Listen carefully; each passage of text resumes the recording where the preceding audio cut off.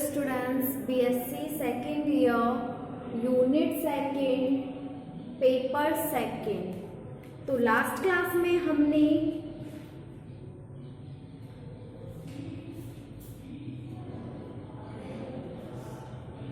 जो सीएफ है उसके जितने भी क्वेश्चंस थे वो हमने सॉल्व कर लिए। आज हम डिस्कस करेंगे कि पर्टिकुलर इंटीग्रल मींस विशिष्ट समाकलन हम किस तरीके से निकालते हैं। तो आज का टॉपिक डालेंगे विशिष्ट समाकलन ज्ञात करना। विशिष्ट समाकल मींस पर्टिकुलर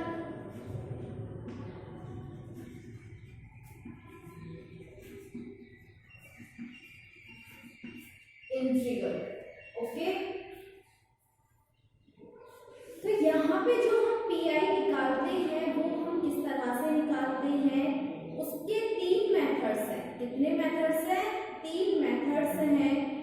तो देखो, आपको अगर मैं नॉर्मल करवाऊं तो आपको समझ नहीं आएगा, इसलिए हम क्या करेंगे, क्वेश्चन लेंगे और क्वेश्चन से ये समझेंगे कि पीआई को हम किन किन मेथडों से सॉल्व कर सकते हैं। क्योंकि जैसे अलग अलग क्वेश्चन आते जाएंगे, आपके पास जितने भी इसके मेथड्स हैं वो हम इसमें सॉल्व करते हुए चलेंगे। ठीक है, अगर मैं आपको इसका थ्योरेटिकल पार्ट सॉल्व करवाऊं तो आपको कुछ भी समझ नहीं आएगा, इसलिए लिखो इसका फर्स्ट एग्जांपल। तो फर्स्ट एग्जांपल है d² upon dx² -5 dy upon dx plus का 6y e की पावर 4x। अब क्वेश्चन देखा और क्वेश्चन देख के हमें पता लगा कि ये सेकंड चैप्टर का नहीं है। क्यों? क्योंकि इसमें p नहीं है, क्लियर। और जो सेकेंडरी चीज है कि इक्वल टू के बाद जीरो नहीं है, तो इसमें CF भी कैलकुलेट करना है और इसमें PI भी निकालना है, दोनों को निकालना है। तो और बराबर के बाद किसका फंक्शन है? x का फंक्शन है, x का फलन है। तो लिखेंगे इसमें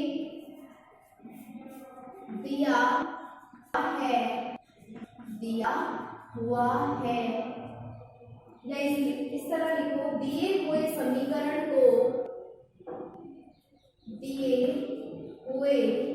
समीकरण को निम्न प्रकार लिखा जा सकता है। निम्न प्रकार लिखा जा सकता है। We can write given equation in the following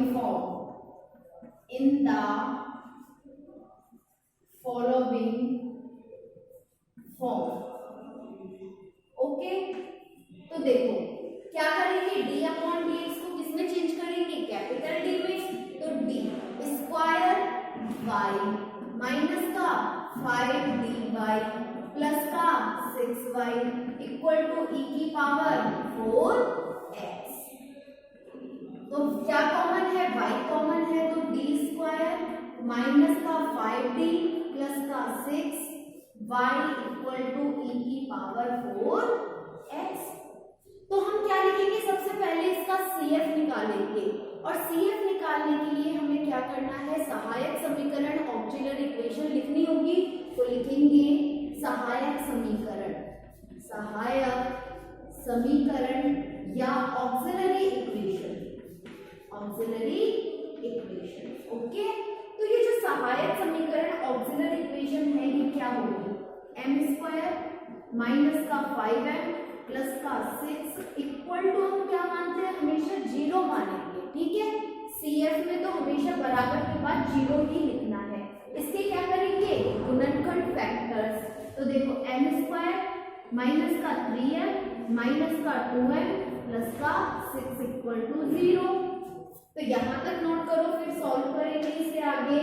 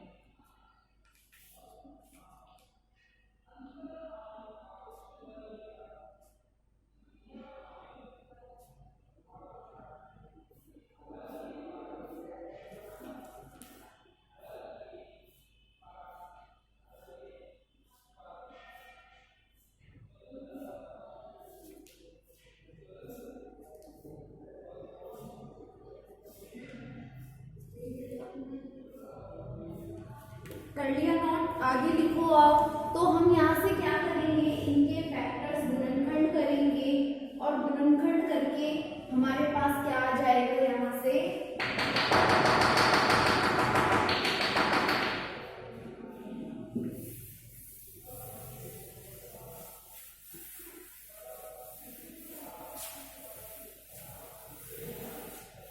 तो देखो इन दोनों पार्ट में से कॉमन क्या है, m कॉमन है, क्या बचेगा m माइनस 3 माइनस का m 2m, sorry only 2, m minus का 3 इक्वल टू 0, मतलब m माइनस का 2 और m माइनस 3 इक्वल टू 0, दोनों को 0 के इक्वल पुट करो। तो हमारा आंसर m का क्या आ गया, 2 और 3, दोनों मान क्या है, अलग अलग है, डिफरेंट है, तो हम क्या निकालेंगे, CF। तो CF क्या होगा, अलग अलग वैल्यूज के लिए, इसके लिए C1 e की power 2x plus C2 e की पावर 3x, फॉर्मूला क्या होता है, C1 e की power m1x plus C2 e की पावर m2x। तो यहां से हमने क्या निकाल लिया, CF, ठीक है। अब हम निकालेंगे PI। तो देखो PI निकालने का फॉर्मूला, जो हमारे पास D का गुणनखंड आया था ना, क्या था, d² माइनस 5d प्लस का 6, इसको 1 में लिखो, क्या करेंगे, इसको 1 में लिखेंगे, लिख दिया। इसके बाद क्या करना है, जो इक्वल टू के बाद आपको वैल्यू दी हुई है ना, उसे लिखना है, और उसकी वैल्यू क्या है, e की पावर 4x, ठीक है। क्या करना है हमें, देखो जो d की फॉर्म है ना, d² माइनस 5d प्लस 6, जो भी d का फंक्शन आया है, फलन आया है, उसे 1 में लिखो, और उसको जो बराबर की बात x का फलन दिया हुआ है, x का फंक्शन गिवन है, उससे क्या करेंगे, मल्टीप्लाई। नेक्स्ट स्टेप 1 इसके क्या करने हैं, गुणनखंड या फैक्टर, तो क्या आएगा, d माइनस 2 d माइनस 3, क्यों, क्योंकि हम m का कर चुके हैं, m की जगह सिर्फ क्या लिखना है, d e की पावर 4x। आफ्टर दैट अब हमारे पास क्या टर्म्स आ गई, 1/d minus 2 1/d minus 3 e की पावर 4x। अब ये दोनों गुणनखंडों को हमें अलग अलग करना है, सेपरेट करना है।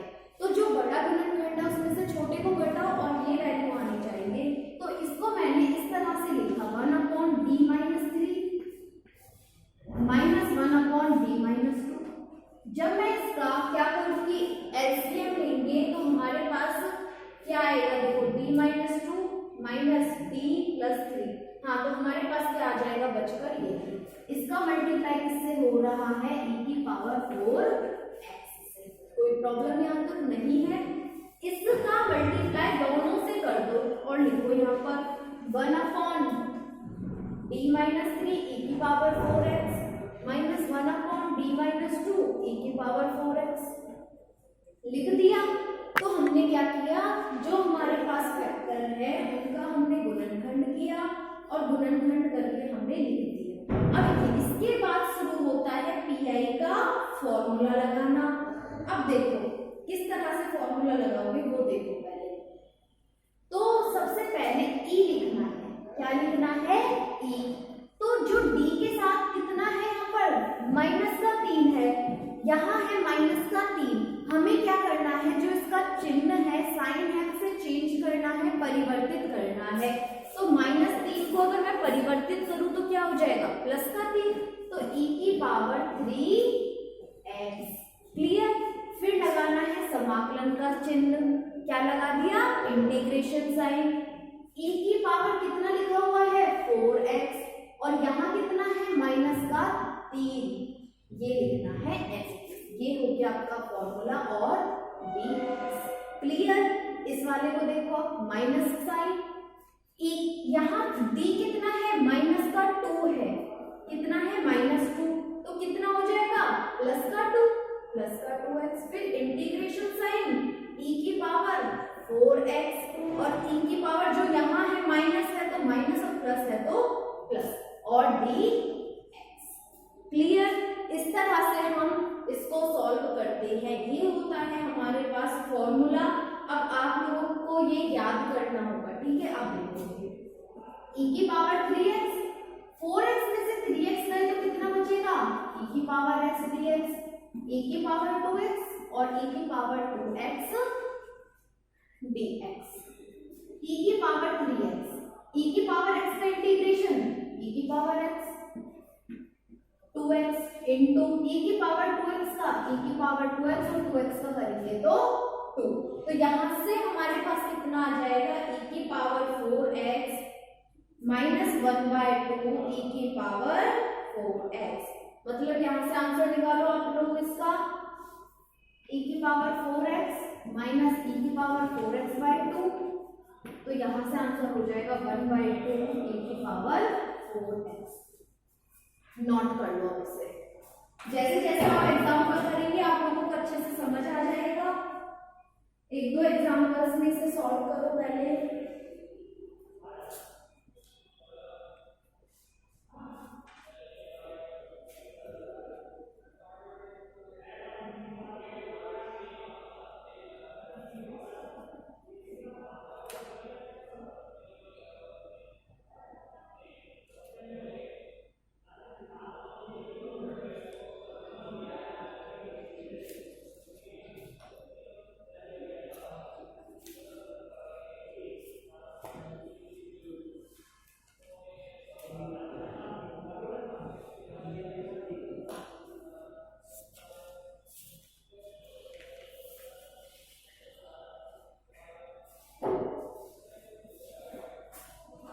पहले वो दो बार इससे संपर्क करो।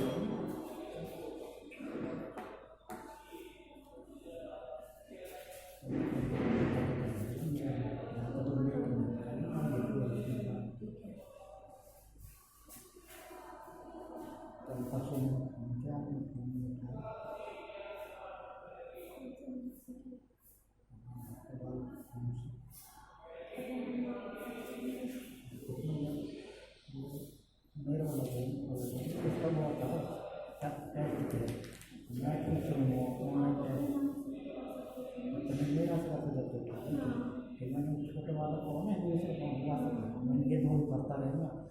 मैं वो तो ऑनलाइन चल रहा था, कौन सा चित्र और दूसरे को ऑनलाइन एक होगा दोनों के पास फिर वहाँ से खोल मैं करूँगा और मैं भेजूँगा बात करती हूँ। तो मैं क्या पता है सोचा नहीं है मैं भी हो गया तो ये साइलेंट का टकरा करूँगा आपके नाम मेरा से कर देता हूँ। मेरा नहीं सपोर्ट नहीं है ना, कालापन मैंने ठीक कर रहा था इसलिए नहीं किया कालापन से दोनों मैंने ठीक कर रहा था। नेटवर्क चलता रहता है ना उसका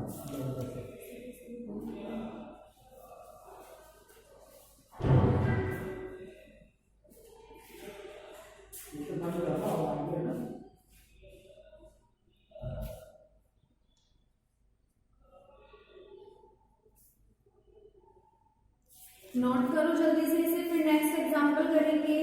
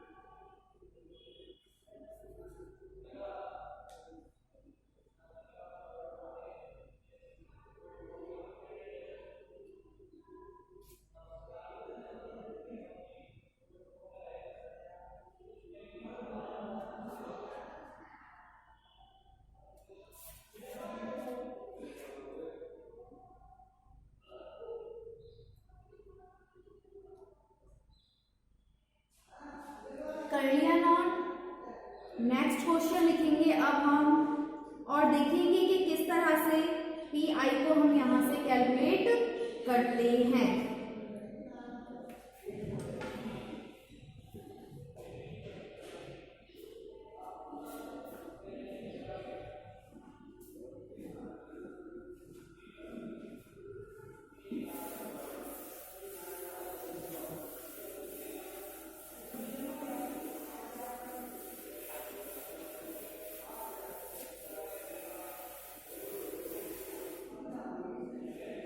नेक्स्ट क्वेश्चन देखो आप,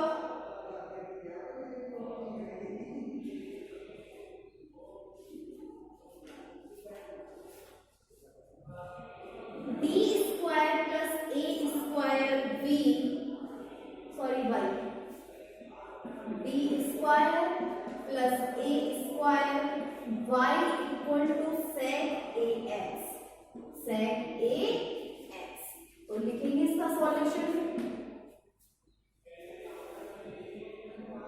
तो हमें ये देखो इक्वेशन सीधा किसमें दे दिया, डी के फॉर्म में दे दिया, तो हमें चेंज करने की कोई भी जरूरत नहीं है। हम क्या करेंगे, सीधा इसका CF निकालेंगे। तो लिखेंगे सहायक समीकरण, सहायक समीकरण मतलब ऑक्सिलरी इक्वेशन।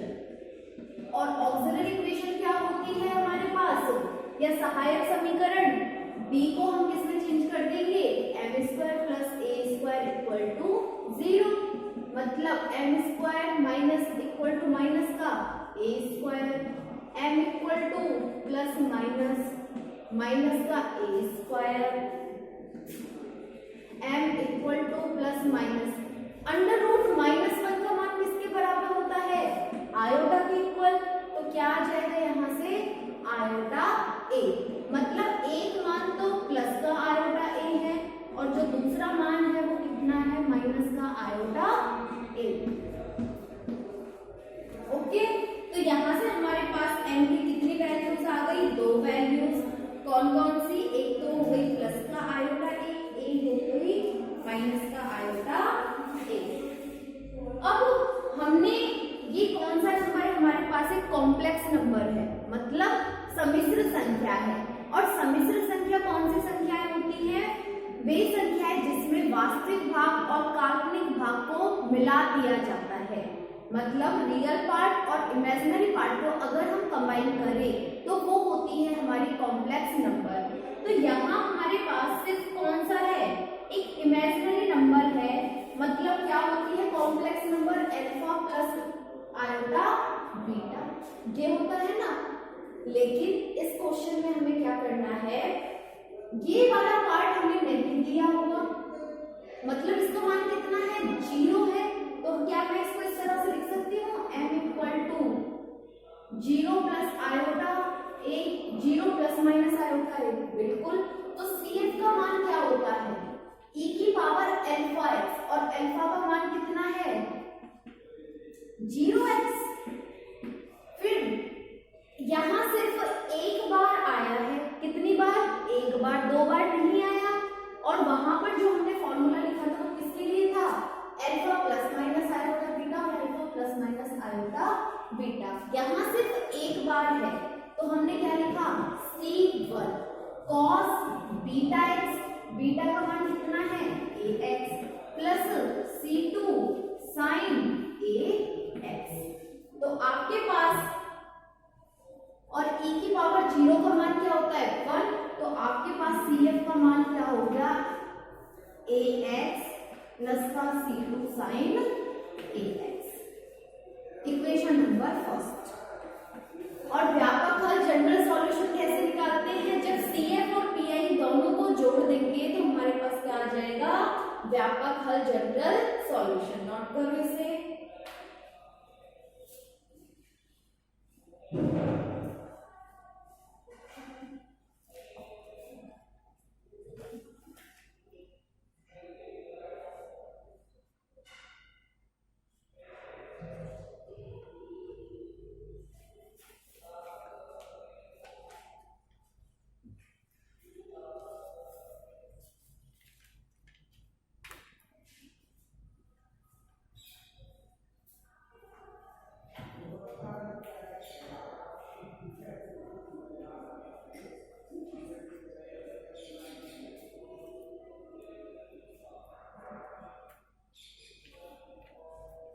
नोट करो इससे, फिर इसका पीआई कैलकुलेट करेंगे।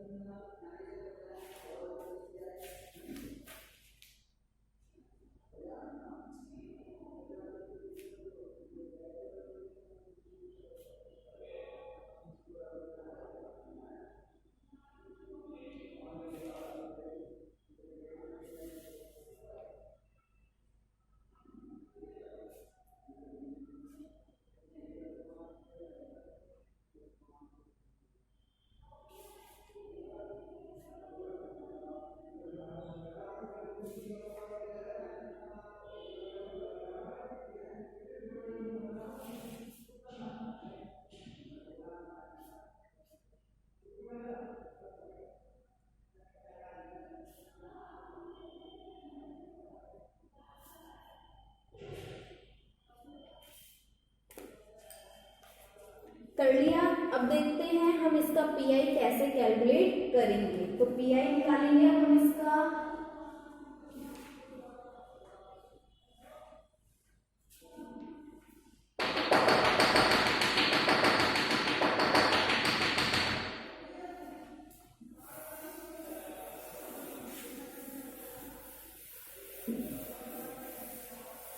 तो देखो पीआई के लिए हम क्या करते हैं, सबसे पहले इसे 1 में लिखेंगे और जो Q of X equal to के बाद है ना उससे क्या कर देंगे मल्टीप्लाई, मतलब 1 में लिखा, डी का फंक्शन क्या है D square plus A square, फिर किससे मल्टीप्लाई करना है सेक ए एक्स से। इसके बाद जो ये D square plus A square है इसके गुणनखंड फैक्टर करने हैं, तो 1 डी प्लस आयोटा ए और D minus iota A sec A x. ठीक है, देखो डी से डी करा डी स्क्वायर, इसको इससे करेंगे इसको इससे करेंगे, दोनों प्लस माइनस से कैंसिल हो जाएंगे, आयोटा आयोटा आयोटा स्क्वायर जिसकी वैल्यू क्या होती है -1, माइनस साइन है प्लस हो गया ए स्क्वायर, तो क्या आ गया हमारे पास D square plus A square. अब क्या करना है कि हमें एक दोनों को अलग अलग करना है, तो कैसे करेंगे d माइनस आयोटा ए में से प्लस वाला फंक्शन घटा देंगे। मोस्टली क्या होता है माइनस वाले फंक्शन में से प्लस वाला फंक्शन क्या होता है फलन घटता है। ठीक है, इस तरह से भी लिख सकते हो आप कि माइनस वाले में से प्लस वाले को घटा देना है सेक ए एक्स। ओके, इसके बाद क्या करेंगे दोनों को अलग अलग मल्टीप्लाई कर देंगे, तो देखो आगे 1 डी माइनस का iota A sec A X minus 1 D plus iota A sec A X. Clear, क्या किया नेक्स्ट स्टेप में दोनों को हमने मल्टीप्लाई कर दिया। एक मिनट घटा के देखते हैं, कोई चीज एक्स्ट्रा है तो उसे हम नोट कर देंगे। देखो d plus iota a minus का d प्लस का आयोटा a, जब हम इसको इसमें से घटाएंगे तो d से तो d कट गया, क्या बचेगा 2 आयोटा a, और हमें क्या चाहिए सिर्फ ऊपर 1 चाहिए, तो हम इसको किससे डिवाइड कर देंगे 2 आयोटा a से। ओके, 1/2 आयोटा ए। तो यहां तक नोट कर लिया। हमने क्या किया, जो माइनस वाला फंक्शन है उसमें से प्लस वाला माइनस फंक्शन घटाया। हमने जब इसको सब्सट्रैक्ट माइनस किया है तो हमारे पास ऊपर क्या फॉर्म आई है 2 आयोटा ए, लेकिन हमारे पास ऊपर कितना है 1, तो मैंने क्या किया कि इस इक्वेशन को 2 आयोटा ए से क्या कर दिया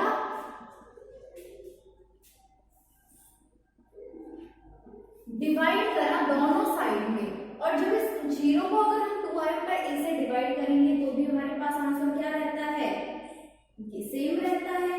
तो हम यहाँ पर 0 लिख भी सकते हैं और नहीं भी लिख सकते। क्यों?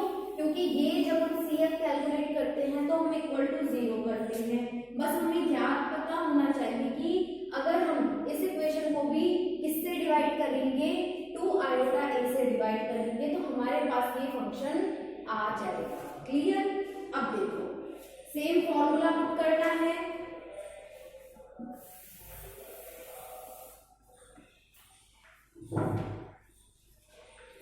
तो लिखेंगे हम यहाँ पर सेम फॉर्मूला यूज करो 1/2 आयोटा ए इंटीग्रेशन। ठीक है, तो देखो यहाँ किसका है, ये माइनस का आयोटा ए है, तो मेरा किसका हो जाएगा, प्लस का, क्योंकि मुझे साइन चेंज करना है। इसके बाद मैं किसका चिन्ह लगाऊंगी, समाकलन का, इंटीग्रेशन का।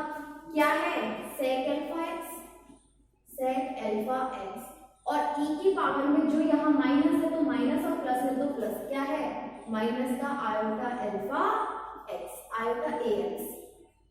ओके, फिर माइनस का साइन, दूसरा जो टर्म्स है मैं नीचे लिख रही हूँ।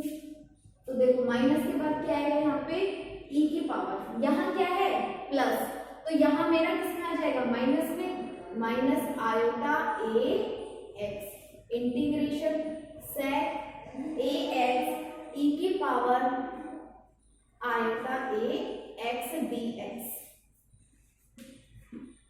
और ब्रैकेट बंद, और इसका मल्टीप्लाई किससे है, 1/2 आयोटा ए से। तो देखो ये पूरा जो इक्वेशन है इसको मैं एक लाइन में लिखूंगी ताकि हम इसका इंटीग्रेशन कर सके। आप यहाँ तक नोट करो इसे।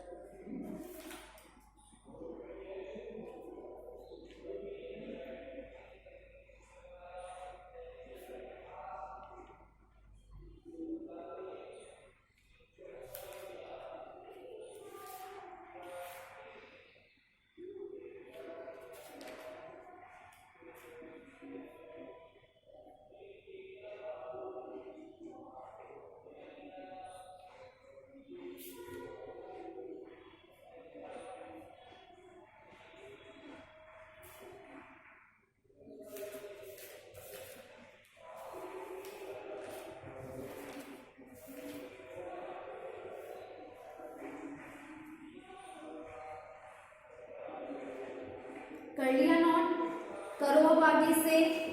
तो आप लोगों को पता है कि ई की पावर आयोटा एक्स का जो फॉर्मूला होता है वो क्या होता है। तो पहले आप लोगों को अगर नहीं पता तो फॉर्मूला लिख के फॉर्मूलाज देखो पहले, ठीक है, कि ई की पावर आयोटा एक्स अगर ये है तो इसका फॉर्मूला क्या होगा, इसका होता है cos x प्लस का आयोटा साइन x, और e की पावर माइनस आयोटा x हो तो cos x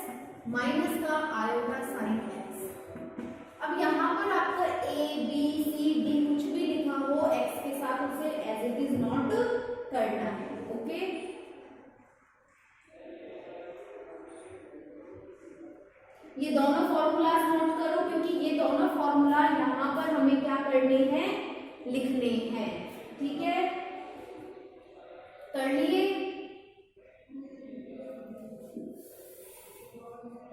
अगर यहाँ प्लस है तो प्लस आएगा, माइनस है तो माइनस आएगा। अब मैं इस इक्वेशन को लिखूंगी यहाँ पर 1/2 iota A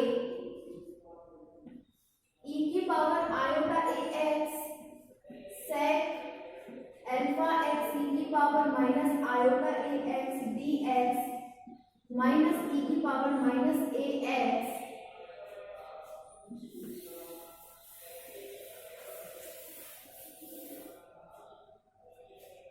sec A x ई की पावर आयोटा ए एक्स डी एक्स।